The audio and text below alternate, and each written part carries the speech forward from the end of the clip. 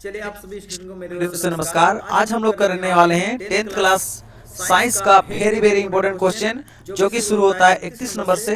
तो चलिए देखते हैं, ध्यान दीजिएगा और बढ़िया समझिएगा। ठीक है, हम वाहनों में उत्तल दर्पण का उपयोग पश्च दृश्य दर्पण के रूप में क्यों करते हैं? यानी कि उत्तल दर्पण को हम पीछे देखने के लिए क्यों इस्तेमाल करते हैं। ठीक है, गाड़ी में पीछे देखने के लिए उत्तल दर्पण का ही इस्तेमाल क्यों करते हैं? तो इसका आंसर है, हम वाहनों में उत्तल दर्पण का उपयोग पीछे का दृश्य देखने के लिए करते हैं क्योंकि उत्तल दर्पण का दृश्य क्षेत्र दृष्टि क्षेत्र अधिक होता है। इससे ड्राइवर को पीछे का बहुत बड़ा क्षेत्र दृश्य दिखता है। क्षेत्र का यहाँ का छूट गया है, क्षेत्र का दृश्य दिखता है। यानी कि उत्तल दर्पण का इस्तेमाल करने पर पीछे का बहुत बड़ा एरिया हम लोग को दिख जाता है। इस कारण से जो ड्राइवर है, पीछे से किधर से भी गाड़ी अगर आता है तो आप ड्राइवर को दिख जाएगा। ठीक है, इस कारण से उत्तल दर्पण का इस्तेमाल किया जाता है गाड़ी के पीछे की ओर देखने के लिए। ठीक है, तो इससे क्या होगा, कोई एक्सीडेंट नहीं होगा। ठीक है, नेक्स्ट सवाल देखते हैं, सवाल नंबर 32। ठीक है, तो ये रहा नेक्स्ट सवाल। नेक्स्ट सवाल है, लेंस की क्षमता को परिभाषित करें और इसका एसआई मात्रक लिखें। तो ठीक है, ध्यान दीजिएगा। तो आंसर है, लेंस की क्षमता को परिभाषित करें बोला है। तो सबसे पहली बात परिभाषित करते हैं, क्या होता है लेंस का क्षमता। ठीक है, लेंस में आने वाले प्रकाश किरणों को मोड़ने की क्षमता को लेंस की क्षमता कहते हैं। देखिए, कोई भी प्रकाश का किरण आ रहा है लेंस में, तो लेंस के द्वारा उस प्रकाश किरण क्या किया जाता है, मोड़ दिया जाता है। तो इस प्रकार से कोई भी प्रकाश का किरण आता है तो उस प्रकाश का किरण को लेंस द्वारा मोड़ दिया जाता है इस प्रकार से। ठीक है, तो ये जो लेंस के द्वारा मोड़ने का जो क्षमता है कोई भी प्रकाश का किरण को, उस क्षमता को ही क्या बोलते हैं, उस क्षमता को ही बोलते हैं लेंस की क्षमता। ठीक है, लेंस का क्षमता समझ में आ रहा है। और इसका अगला सवाल है, एसआई मात्रक क्या होता है लेंस का? तो एसआई मात्रक होता है, इसका एसआई मात्रक क्या होता है, डायप्टर होता है। लेंस का एसआई मात्रक क्या होता है, डायप्टर, सॉरी, लेंस का क्षमता का एसआई मात्रक क्या होता है, डायप्टर, जिसको दिखाते हैं बड़ा वाला डी से। ठीक है, और सूत्र होता है लेंस की क्षमता P बराबर, लेंस की क्षमता को हम दिखाते हैं P से, और P बराबर होता है 1/, फोकस दूरी। फोकस दूरी किसे दिखाते हैं, F से दिखाते हैं। ठीक है, तो P बराबर होता है 1/F। ठीक है, चलिए ये हो गया नेक्स्ट सवाल। अगला सवाल देखते हैं। अगला सवाल है 33 नंबर सवाल, एक छात्र को अंतिम पंक्ति में बैठकर ब्लैक बोर्ड पढ़ने में कठिनाई होती है। बच्चा किस दोष से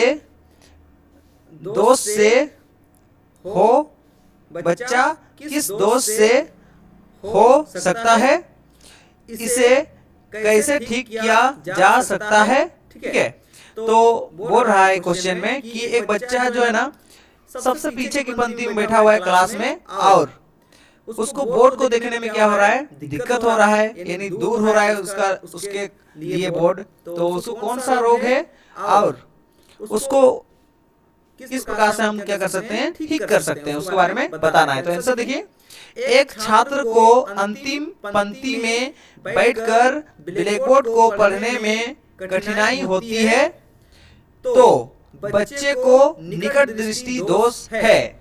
यानी कि जो बच्चा है क्लास में, इस प्रकार से आगे में बोर्ड लगा हुआ है, तो क्लास में बच्चा कहीं यहाँ पे बैठे रहेगा। ठीक है, तो इस जगह से इस बोर्ड को देखने में क्या हो रहा है, बच्चा को दिक्कत हो रहा है। यानी कि जब कोई भी व्यक्ति को दूर का चीज को देखने में दिक्कत होता है तो उस प्रकार का दृष्टि दोष को क्या बोलते हैं, निकट दृष्टि दोष। यानी कि दूर का चीज को देखने में अगर दिक्कत हो रहा है तो उसको कौन सा दोष हो गया, आंख में निकट दृष्टि दोष हो गया। यानी कि बच्चा को दूर का चीज को देखने में दिक्कत हो रहा है तो उसको कौन सा दोष हो गया, निकट दृष्टि दोष। ठीक है, याद रखिएगा कि दूर का चीज को देखने में दिक्कत होता है तो उसको बोलते हैं निकट दृष्टि दोष। ठीक है, चलिए तो दूर का चीज को देख नहीं पा रहा बच्चा तो इसको कौन सा दोष हो गया है, निकट दृष्टि दोष। और इस दोष से व्यक्ति सामने का चीजों को साफ साफ देख पाता है, यानी निकट दृष्टि दोष से कोई व्यक्ति सामने का चीज को तो अच्छा से देख पाता है लेकिन दूर का चीज को अच्छा से देख नहीं पाता है, साफ साफ नहीं देख पाता है। ठीक है, लेकिन दूर की वस्तुओं को साफ साफ नहीं देख पाता है। ठीक है, तो बच्चा कौन सा दोष से ग्रसित था, निकट दृष्टि दोष। ठीक है, चलिए नेक्स्ट सवाल देखते हैं।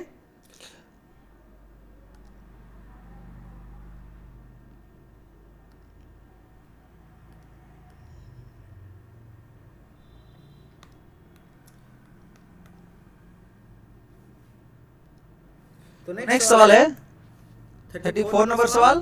ठीक है, 34 नंबर सवाल है, देखिए ध्यान दीजिएगा। हाँ, दिए गए चित्र में कौन कौन अभिक्रिया हो रही है, अभिक्रिया का समीकरण लिखें। तो देखिए इस चित्र में जैसे कि खिड़की से रोशनी आ रहा है, सूरज का रोशनी आ रहा है, यहाँ पे रखा हुआ है क्या चीज, AgCl, यानी कि ध्यान दीजिएगा, बढ़िया से देखिए। तो इसका जो समीकरण होगा, समीकरण तो यहाँ पे लिखा हुआ ये रहा। ठीक है, ठीक है, समीकरण तो लिखा हुआ है सिल्वर क्लोराइड। ठीक है, यहाँ पे क्या रखा हुआ है, सिल्वर क्लोराइड रखा हुआ है। तो इधर से क्या हो रहा है, रोशनी आ रहा है, इस कारण से क्या हो रहा है, सिल्वर क्लोराइड। देखिए ये सिल्वर क्लोराइड है और ये जो है ना क्या हो जा रहा है, जैसे ही सूरज का रोशनी इसके ऊपर पड़ रहा है तो ये जो है ना दो टुकड़ा में क्या हो रहा है, बट जा रहा है, सिल्वर अलग हो जा रहा है, क्लोराइड अलग हो जा रहा है। ठीक है, तो इस प्रकार से यहाँ पे अभिक्रिया हो रहा है। तो अब देखिए किस प्रकार का अभिक्रिया हो रहा है पूछा हुआ है। ठीक है, कौन सा अभिक्रिया हो रहा है, तो यहाँ देखिएगा, यहाँ देखिए एक यौगिक था, क्या हो गया, टूट के दो में बट गया, दो अलग अलग चीजों में बट गया। तो जब भी कोई चीज एक से टूटकर दो अलग अलग चीजों में बट जाता है तो उसको बोलते हैं क्या, वियोजन अभिक्रिया। ठीक है, जब कोई एक चीज टूट के दो तीन चीज में बट जाता है तो उसको बोलते हैं वियोजन अभिक्रिया। ठीक है, तो चलिए इसमें एक चीज टूट के क्या हो रहा है, दो भाग में बट जा रहा है, तो कौन सा प्रकार का अभिक्रिया होगा, वियोजन। वियोजन मतलब टूटने वाला अभिक्रिया। ठीक है, तो देखिए आंसर क्या लिखते हैं, इस चित्र में वियोजन अभिक्रिया हो रहा है। ठीक है, क्योंकि ये टूट जा रहा है, आगे अभिक्रिया हो रहा है। तो अभिक्रिया का समीकरण, अभिक्रिया का समीकरण ये रहा, क्या चीज है, अभिक्रिया का समीकरण जो भी ऊपर में लिखा हुआ है उसी को सेम टू सेम उतार देना है। 2AgCl, Ag क्या है, सिल्वर, Cl क्या है, क्लोराइड, और इसको क्या कर रहे हैं, प्रकाश किरण में रख रहे हैं, तो क्या हो रहा है, टूट जा रहा है किसमें, Ag और प्लस Cl2 में टूट जा रहा है। ठीक है, तो इस प्रकार से अभिक्रिया हो रहा है। चलो नेक्स्ट देखते हैं अगला सवाल। तो अगला सवाल है, ध्यान दीजिएगा, तो अगला सवाल है 35 नंबर, दो तत्वों का नाम लिखें जिसका बाहरी कोश पूरा हो। ठीक है, तो देखिए ध्यान दीजिएगा, नियोन का बाहरी कोश पूरा होता है, आर्गन का भी बाहरी कोश पूरा होता है। क्यों, क्योंकि नियोन का जो इलेक्ट्रॉन का संख्या कितना होता है, सॉरी परमाणु संख्या कितना होता है, 10 होता है। अगर इसका इलेक्ट्रॉनिक विन्यास निकालेंगे तो कितना होता है, 2 और 8। ठीक है, तो आप याद रखिएगा कि किसी का बाहरी कक्ष में 8 रहता है तो समझ लीजिए कि उसका जो कोश है, कोश यानी कि जो बाहर में जो इलेक्ट्रॉन है वो क्या है, पूरा भरा हुआ है। ठीक है, तो याद रखिएगा जिसका भी बाहर में 8 रहे तो भरा हुआ रहता है। ठीक है, बस आगे बात करेंगे आर्गन। आर्गन कितना होता है, आर्गन का 18 होता है, और 18 का इलेक्ट्रॉनिक विन्यास कैसे होता है, 2 8 2 8 कितना हो गया, 10 10 में 8 जोड़ेंगे कितना हो गया, 18 हुआ कि नहीं हुआ, 18 हो गया 18। चलिए तो 18 में देखिए पीछे तरफ कितना है, 8 है, 8 है मतलब क्या, भरा हुआ है। तो जो भरा हुआ रहता है उसको क्या बोलते हैं, आपका वैसा तत्व होता है जो भरा हुआ रहता है उसको क्या बोलते हैं, बाहरी कोश पूर्ण हो गया है बोल के बोलते हैं। ठीक है, जिसका बाहरी कोश में 8 इलेक्ट्रॉन रहता है उसको क्या बोलते हैं, उसका कोश पूरा हो गया बोल के बोलते हैं। ठीक है, तो याद रखिएगा, इसीलिए किसको लिए हम लोग, इसका बाहरी कोश पूरा हो जाता है बोल के नियोन को और आर्गन को, नियोन को Ne से दिखाते हैं, आर्गन को Ar से दिखाते हैं। ठीक है, नेक्स्ट सवाल देखते हैं, सवाल नंबर सवाल नंबर 36, सवाल नंबर 36 क्या बोल रहा है, समजातीय श्रेणी क्या है। तो समजातीय श्रेणी क्या होता है, आंसर है वैसा कार्बन यौगिक। ठीक है, यौगिक का मतलब क्या होता है, जब दो तत्व एक साथ मिल जाते हैं तो उसको क्या बोलते हैं, यौगिक। ठीक है, दो या दो से अधिक तत्व एक साथ मिल जाते हैं तो उसको बोलते हैं यौगिक। क्या बोलते हैं, यौगिक। ठीक है, ध्यान दीजिएगा, वैसा कार्बनिक यौगिक जिसका प्राकार्यात्मक ठीक है, प्राकार्यात्मक समूह समान होता है, उस प्रकार के कार्बनिक यौगिकों को समजातीय श्रेणी कहते हैं। देखिए, जिसका ग्रुप एक ही होता है उस प्रकार का जो यौगिक होता है, उस प्रकार का यौगिक को क्या बोलते हैं, उस प्रकार का यौगिक को समजातीय श्रेणी कहते हैं। ठीक है, जैसे कि यहाँ देखिए OH लगा है, OH लगा है मतलब क्या, एल्कोहल का ग्रुप है। ये देखिए इसके पीछे में भी OH लगा है, मतलब ये भी क्या है, एल्कोहल का ग्रुप है। इसके पीछे में OH लगा है, मतलब ये भी क्या है, एल्कोहल का ग्रुप है। समझ रहा है, तो एक ही प्रकार का ग्रुप को हम क्या बोलते हैं, समजातीय श्रेणी। तो ध्यान दीजिएगा, इसको यौगिक क्यों कहते हैं, क्योंकि देखिए ध्यान दीजिएगा, यहाँ कार्बन है, हाइड्रोजन है, ऑक्सीजन है। देखिए एक से अधिक तत्व मिलके मिला है कि नहीं मिला है, मिला है ना। तो एक से अधिक तत्व कहीं पे अगर जुड़ा हुआ रहता है तो उसको क्या बोलते हैं, यौगिक। क्या बोलते हैं, यौगिक। तो नीचे में भी उसी प्रकार से देखिए, ध्यान दीजिएगा, CHO है। ठीक है, CHO है, CHO वाला ग्रुप है ये। तो CHO वाला ग्रुप का ही एक ग्रुप बना दिए हैं। देखिए तीनों क्या है, तीनों के पीछे CHO है। तो इस प्रकार से जिसके पीछे में एक ही ग्रुप होता है, मतलब एक ही ग्रुप से अगर कोई है तो उसको क्या बोलते हैं, समजातीय श्रेणी। समझ आ रहा है, जो भी एक ही ग्रुप का यौगिक होता है उसको क्या बोलते हैं, समजातीय श्रेणी। यानी कि ये वाला लाइन में देखिए खाली अल्कोहल का है तो इसको क्या बोलेंगे, ये जो है ना सब लोग एक समजातीय श्रेणी है। और इसमें कौन है, एल्डिहाइड का है, तो एल्डिहाइड का सब के सब है तो क्या बोलेंगे, सबको तीनों के तीनों क्या बोलेंगे, ये तीनों समजातीय श्रेणी का है बोल के बोलेंगे। ठीक है, नेक्स्ट सवाल देखते हैं, सवाल नंबर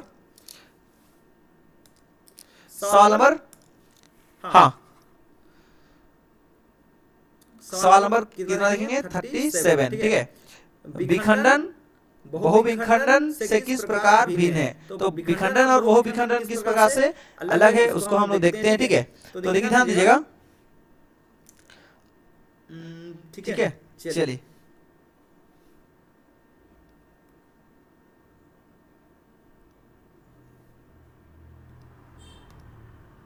तो देखिए ध्यान दीजिएगा, विखंडन और बहुविखंडन बोला है। ठीक है, तो आप यहाँ पे देखिए ध्यान दीजिएगा, ये जो विखंडन है ना, विखंडन, इस विखंडन की जगह पे क्या लिखना चाहिए था, द्विविखंडन। ठीक है, तो चलिए ध्यान दीजिएगा, तो भी हम लोग देखते हैं एक बार, इस विखंडन की जगह क्या लिखना चाहिए था, द्विविखंडन। ठीक है, और ये जो बहुविखंडन तो बहुविखंडन। ठीक है, ठीक है, चलिए बात सुनिए, ध्यान दीजिएगा, आप क्या करते हैं, देखते हैं किस प्रकार से क्या है। चलिए, तो ये विखंडन की जगह क्या होना चाहिए, द्विविखंडन। तो द्विविखंडन और बहुविखंडन में क्या अंतर है देखते हैं। चलिए, तो द्विविखंडन, इस विधि में जनक कोशिका परिपक्व होने पर अपने शरीर को दो बराबर भागों में बांट लेते हैं और दोनों भाग नए जीवों को जन्म देते हैं। तो देखिए ध्यान दीजिएगा, द्विखंडन जो जनन विधि है, उस जनन विधि के दौरान क्या होता है, कोई एक जीव, देख रहे हैं एक जीव, कौन है ये जो है ना अमीबा है। कौन है, अमीबा। देखिए ये जो अमीबा है वो क्या कर रहा है, देखिए नेक्स्ट आगे आया तो इसका देखिए जो बीज केंद्र है वो क्या हो रहा है, आगे बढ़ रहा है, मतलब बड़ा हो रहा है। उसके बाद फिर देखिए अगला केंद्र देखिए बहुत ही लंबा हो गया। उसके बाद देखिए अगला यहाँ पे केंद्र दो टुकड़ा में बढ़ गया। और इसके बाद फिर आगे देखेंगे तो क्या हो गया, ये जो दो केंद्र बन के अलग अलग जो हुआ था वो क्या हो गया, पूरा ही अलग हो गया। इस प्रकार से क्या होता है, जब भी कोई जीव एक शरीर को अपना दो भाग में बांट के दो अलग अलग संतान का जन्म करता है, तो इस प्रकार का जो जनन होता है, इस प्रकार का जनन क्या बोलते हैं, द्विखंडन। ठीक है, समझ रहा है, द्विखंडन विधि बोलते हैं। समझ रहा है, एक जीव अपना शरीर को दो टुकड़ा में बांट के दो नया नया जीव का जन्म देता है, तो इस प्रकार का जो जनन विधि क्या बोलते हैं, द्विखंडन, क्योंकि इसमें दो टुकड़ा हो रहा है। ठीक है, दो टुकड़ा हो रहा है, इस कारण से इसको क्या बोलते हैं, इस विधि को द्विखंडन। ठीक है, तो इसमें इंपॉर्टेंट क्या है, ध्यान दीजिएगा, एमसीक्यू के लिए भी इंपॉर्टेंट है। ठीक है, ये वाला भी पूछेगा आपको, द्विखंडन विधि से जनन किसमें होता है, तो आपको याद रखिएगा एमसीक्यू में अमीबा में और पैरामेसियम, ये दोनों जो है ना आपको याद रखना है, द्विखंडन विधि से इसमें जनन होता है। ठीक है, चलिए आगे बात करेंगे। हाँ, बहुविखंडन विधि क्या होता है, इस प्रकार के अलैंगिक जनन में कोशिका कई संतति यानी संतान कोशिकाओं में टूट कर एक से, काटा हुआ नहीं है, एक से अधिक नए जीवों को उत्पन्न करती है। तो देखिए, वैसा जनन विधि जिसमें, वैसा अलैंगिक जनन विधि जिसमें क्या होता है कि एक जीव जो है ना दो से अधिक क्या करता है, दो से अधिक क्या करता है, नए जीव को क्या करता है, जन्म देता है। तो उस प्रकार का जो जनन विधि को क्या बोलते हैं, उस प्रकार का जनन विधि को क्या बोलते हैं, बहुविखंडन विधि। ठीक है, कोई एक जीव क्या करता है, बहुत सारा क्या करता है, एक ही बार में नए संतान का जन्म देता है। तो उस प्रकार का जो जनन विधि को क्या बोलते हैं, बहुविखंडन विधि। समझ रहा है, देखिए ये एक था, इसका केंद्र एक था, देखिए यहाँ पे अलग अलग कितना तो केंद्र बन गया, मतलब समझ में आ रहा है, इतना सारे के सारे जो है ना अलग अलग नया संतान के रूप में क्या हो गया, इसके अंदर में जन्म ले लिए हैं। ठीक है, तो उसके बाद फिर क्या होगा, इसके बाद जो ना ये टूट जाएगा, बाहरी वाला जो बड़ा वाला टूट जाएगा, टूट जाने के बाद देखिए कितना सारा आपका सेम इसी के जैसे जीव का उत्पन्न हो गया, देख रहे हैं यहाँ पे। तो इस प्रकार से क्या है कि विखंडन, द्विविखंडन और बहुविखंडन में अंतर है। ठीक है, तो यहाँ पे बहुविखंडन लिखना चाहिए, सॉरी द्विविखंडन लिखना चाहिए था। ठीक है, चलिए नेक्स्ट देखते हैं आगे।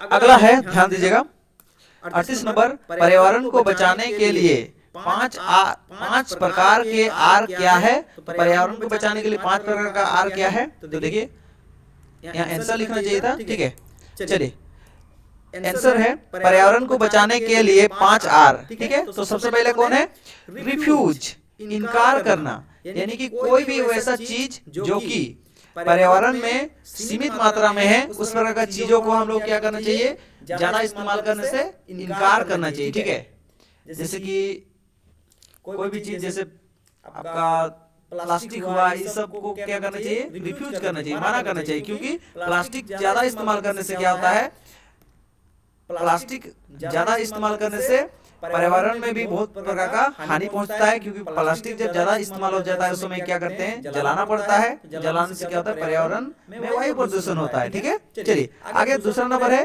पहला आर था और दूसरा आर क्या है, रिड्यूस। रिड्यूस मतलब कम उपयोग करना, जैसे कि कोई भी चीज है, जैसे कि आप ध्यान दीजिएगा, पानी हुआ या फिर कोई लकड़ी हुआ, इसको कम इस्तेमाल करते हैं तो पर्यावरण भी क्या होगा, पर्यावरण भी सही रहेगा। अगर अधिक इस्तेमाल करेंगे तो क्या होगा, पर्यावरण में भी हानि पहुंचेगा। ठीक है, 3 नंबर देखिए, रीयूज यानी पुनः उपयोग, जैसे कि जो पानी का हम जैसे नहाने के रूप में जो पानी का इस्तेमाल किए हैं, उस पानी को हम क्या कर सकते हैं, कहीं पे नहाने के बाद उस पानी को ही कहीं पे गड्ढा बना के जमा कर सकते हैं, और उस पानी से हम क्या कर सकते हैं, कहीं अगर किसी पेड़ को अगर पानी डालना है तो उस पानी को ही हम क्या कर सकते हैं, पेड़ के ऊपर में डाल सकते हैं। ठीक है, तो नहाने के बाद जो पानी है उसको कोई गड्ढा में जमा करके क्या कर सकते हैं, उसी पानी को दूसरा कोई पेड़ के ऊपर में डाल सकते हैं, जिससे पेड़ भी बचा रहेगा। ठीक है, तो देखिए एक पानी का इस्तेमाल कितना बार हुआ, 2 बार हुआ। ठीक है, नहाने के रूप में भी और साथ में यहाँ पे देखिए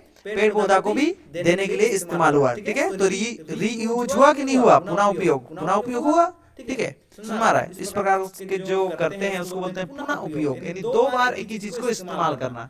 ठीक है, चलिए ध्यान दीजिएगा, आगे बात करेंगे। रिसाइकल, रिसाइकल मतलब पुनः चक्रित करना, यानी कि जैसे कि आप देखते होंगे कि पेपर जो भी होता है, कॉपी किताब होता है, उसको खरीदने वाला है कोई आता है और खरीद के लेके जाता है। तो पुराना कॉपी किताब जो होता है, पुराना कॉपी किताब हुआ या लोहा लंगड़ हुआ, इस सब क्या किया जाता है, फिर से फैक्ट्री में लेके जाके उसको फिर से उससे क्या बनाया जाता है, फिर से कॉपी किताब बनाया जाता है, और जो लोहा लिया जाता है उस लोहा से फिर से कोई लोहा का सामान बनाया जाता है।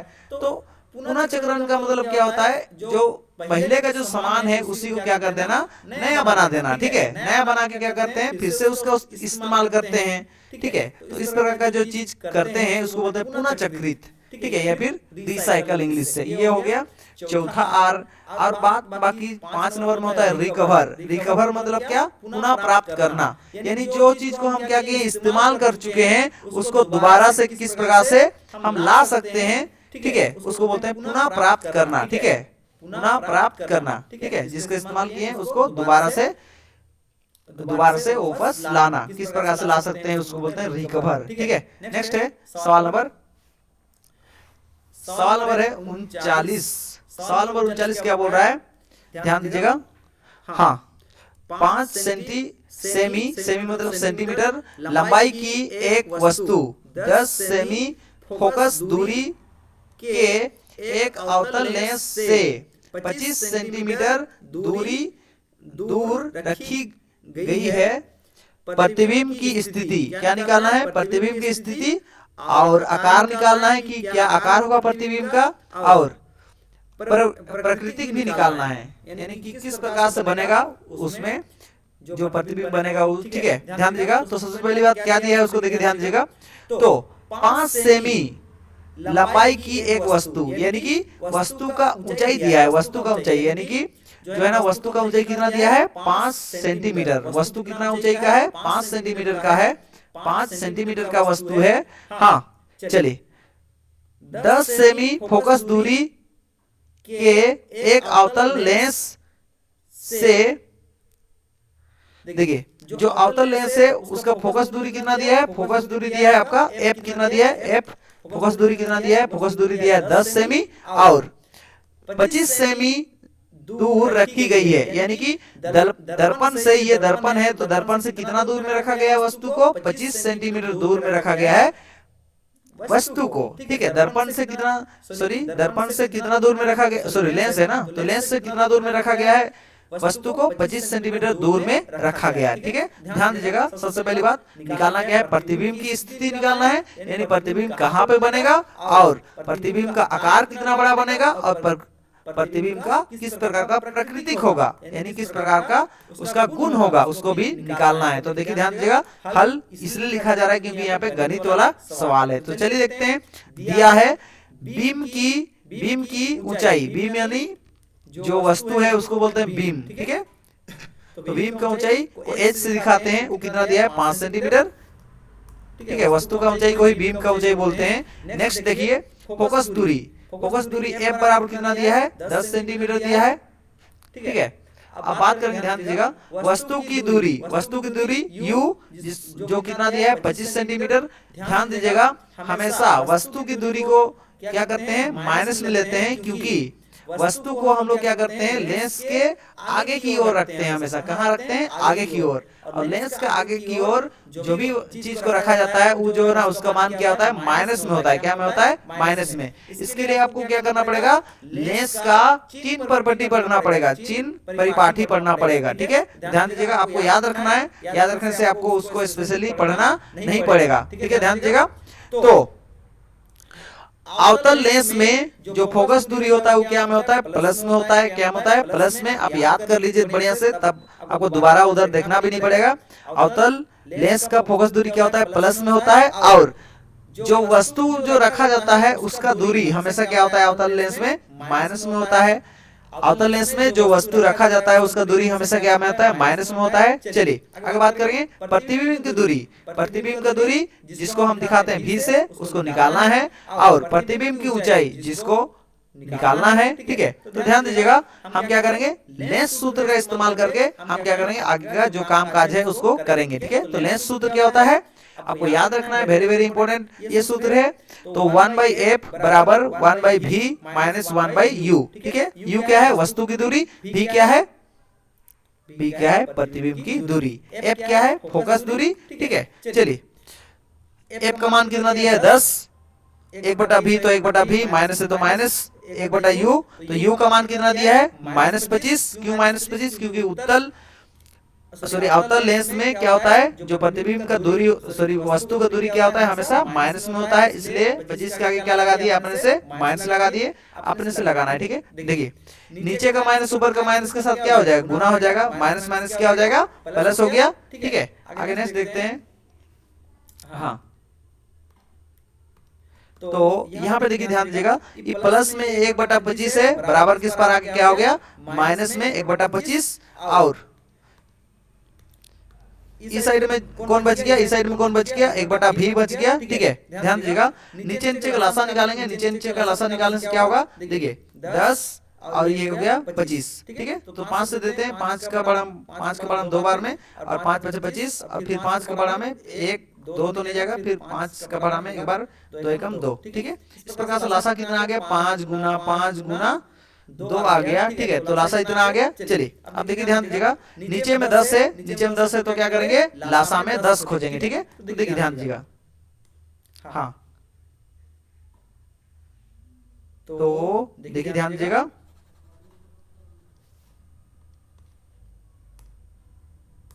हाँ, चलिए नीचे में 10 है तो क्या करेंगे, लासा में 10 खोजेंगे। चलिए लासा में 10 कैसे मिलेगा, 5 × 5 × 2 है लासा में, तो देखिए 2 और 5 को गुना करेंगे तो क्या मिल जाएगा, नीचे वाला मिल जाएगा। ठीक है, तो नीचे वाला खोजना है, नीचे वाला खोजने के बाद गोल घेरा कर देना है। क्या करना है, नीचे वाला खोजने के बाद गोल घेरा कर देना है, और गोल घेरा को देखना नहीं है। तो गोल घेरा को देखना नहीं है तो किसको देखना है, जो बाहर में है उसको देखना है। क्या है बाहर में, बाहर में है 5। जो भी बाहर में बचेगा, नीचे वाला खोजने के बाद, नीचे वाला को खोजने के बाद जो भी बाहर में बचेगा उसको क्या करना है, ऊपर और नीचे गुना। तो देखिए 5 बच गया था, इसलिए 10 के ऊपर नीचे क्या कर दिए, गुना कर दिए, बीच में माइनस है तो माइनस। अब क्या खोजेंगे, देखिए ध्यान दीजिएगा, नीचे में कितना है 25 है, तो नीचे में जो भी रहता है उसी को खोजा जाता है। तो नीचे में 25 है तो क्या खोजेंगे, इस बार 25 खोजेंगे। क्या खोजेंगे, 25, लासा में खोजेंगे 25। ध्यान दीजिएगा, 5 × 5 × 2 है, इस प्रकार से लासा में है, तो 25 कैसे मिलेगा, 5 और 5 गुना करेंगे तो कितना मिलेगा, 25। ठीक है,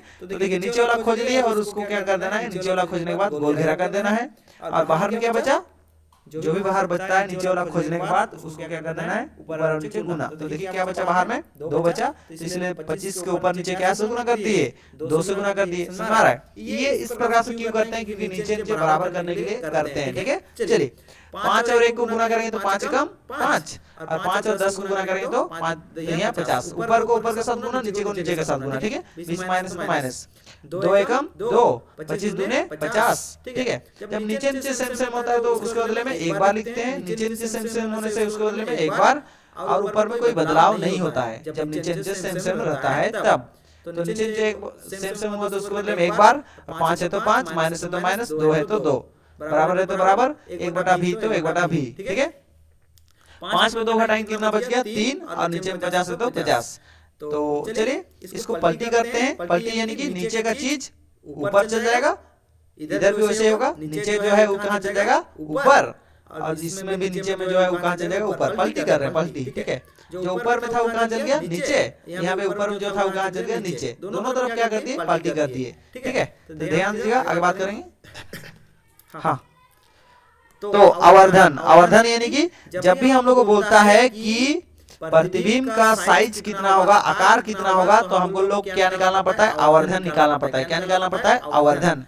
ठीक है, आकार पूछता है जब भी प्रतिबिंब का, तो हम लोग को आवर्धन निकालना पड़ता है। तो ध्यान दीजिएगा, तो आवर्धन का फॉर्मूला क्या होता है, आवर्धन का फॉर्मूला होता है, आवर्धन को m से दिखाते हैं, m बराबर होता है v/u। ठीक है, प्रतिबिंब का दूरी बटा वस्तु का दूरी, v क्या है, प्रतिबिंब का दूरी, u क्या है, वस्तु का दूरी, बराबर h डैश मतलब क्या, प्रतिबिंब का आकार, h मतलब वस्तु का आकार। ठीक है, तो ध्यान दीजिएगा, समझिएगा, सुनिएगा।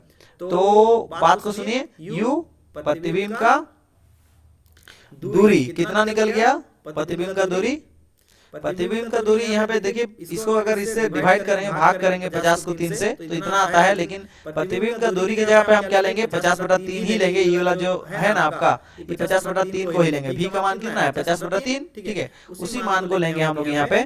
चलिए 50/3। यहाँ देखिए नीचे में 1 था, इसलिए इसके नीचे में 1 नहीं लिखे। ठीक है, तो खाली v बच गया है। तो v का मान कितना लिख दिए, 50/3, और u जो है ना, u का मान कितना है, u का मान है -25, तो नीचे में लिख दिए u का मान -25, बीच में बराबर है तो बराबर, h डैश तो h डैश, h का मान कितना दिया है, h का मान 5 दिया है, देखिए h का मान 5 दिया है, ठीक है। आगे बात करेंगे, ध्यान दीजिएगा, ध्यान से देखिएगा, सुनिए समझिए और बढ़िया से लिखिए, ठीक है।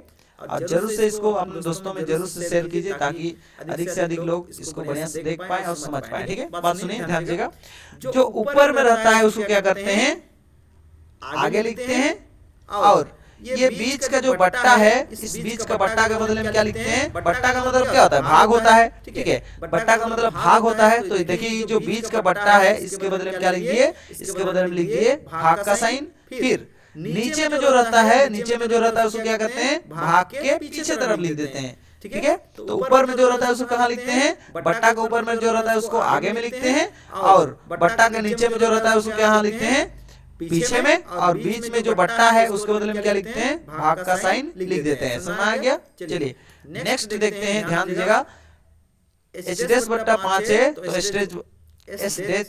h डैश बट्टा 5, ठीक है। ध्यान दीजिएगा, जब भी ध्यान दीजिएगा भाग का साइन को हम कुछ नहीं कर सकते हैं जब बट्टा में रहता है संख्या, तब बट्टा में ना, तो देखिए जब भी इस भाग का साइन को कुछ नहीं कर सकते हैं तो उसको बदलना पड़ता है गुना में, तो भाग को क्या बदल दिए, गुना में बदल दिए। तो देखिए भाग को जैसे ही हम गुना में बदलते हैं तो उसका पीछे वाला, भाग का पीछे वाला क्या होता है, पलटी हो जाता है, याद रखिएगा।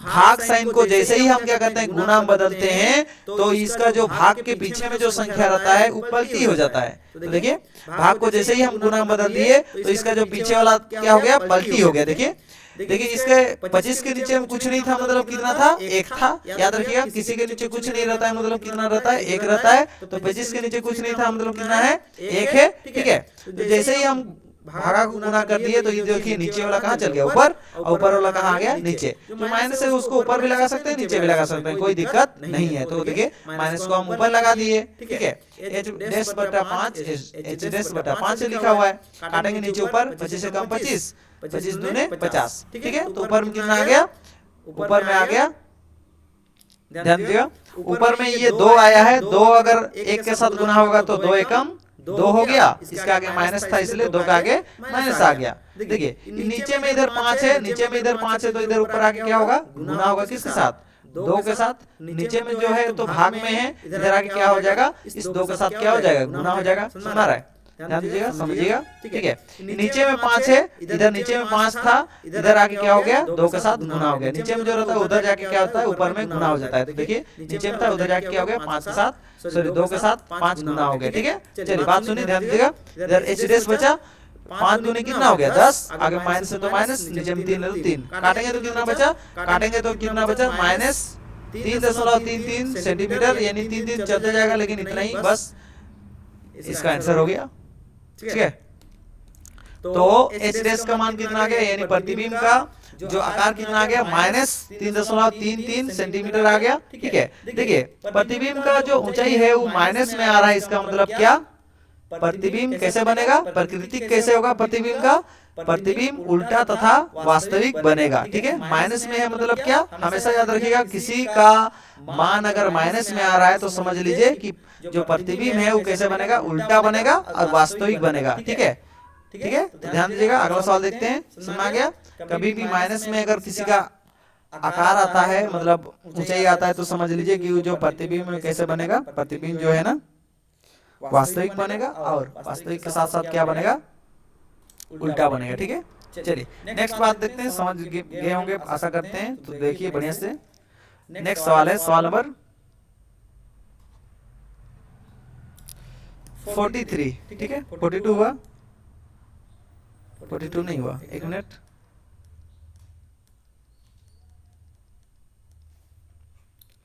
चलिए 42 में शायद मिलेगा आपको, आगे पीछे में 42 मिलेगा कहीं पे, ठीक है। तो चलिए पहले देखते जाते हैं आगे, जब होगा तो मिल जाएगा, ठीक है। 42 भी, सॉरी 40 और 42, 43 ये सब नहीं है ना, चलिए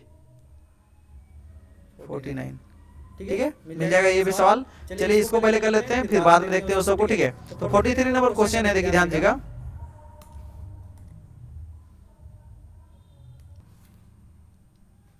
हाँ तो 43 को देख लेते हैं, बाकी बात पीछे जो छूटा है उसको देखा जाएगा, ठीक है।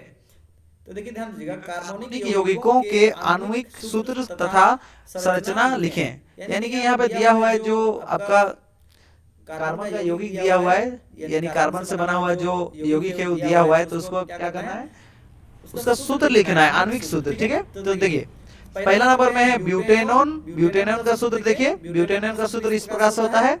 और दूसरा है क्लोरोपेंटेन। क्लोरोपेंटेन का सूत्र कैसे होता है, C5H11Cl। Cl मतलब क्लोरीन। ठीक है, क्लोरो मतलब क्या, क्लोरीन जुड़े रहेगा। ठीक है, अब ध्यान दीजिएगा, ब्यूटेनॉन, ब्यूटेनॉन क्या होता है, CH3CO और C2H5। ये किसका ग्रुप है, ये ग्रुप है किसका, कीटोन का ग्रुप है। ठीक है, नेक्स्ट देखिए, ध्यान दीजिएगा।